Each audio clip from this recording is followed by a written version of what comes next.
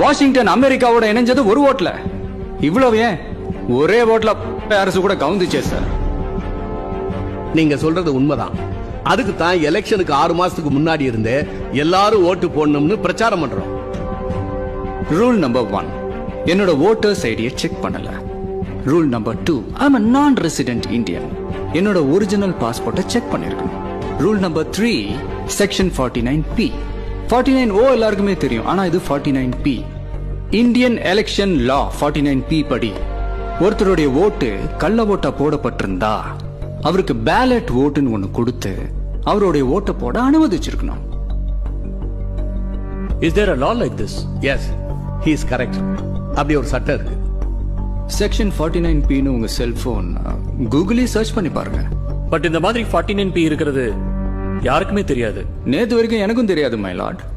10 வருஷத்துக்கு முன்னாடி 49O யாருக்கும் தெரியாது. ஆனா இப்ப எல்லாருக்கும் தெரியுது இல்ல, நோட்டா. அந்த மாதிரி 49P எல்லாருக்கும் தெரியணும்.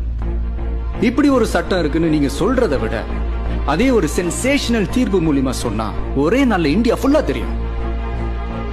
பட் ஆல்ரெடி அவரு 30,000 ஓட்டு வித்தியாசத்துல முன்னணியில இருக்காரு. சார், ஒரு ஓட்டுனால இந்த தொகுதியில மாற்றம் வராம போலாம்.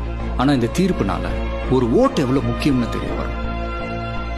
நாளைக்கு சட்ட புத்தகத்துல மட்டும் இல்ல,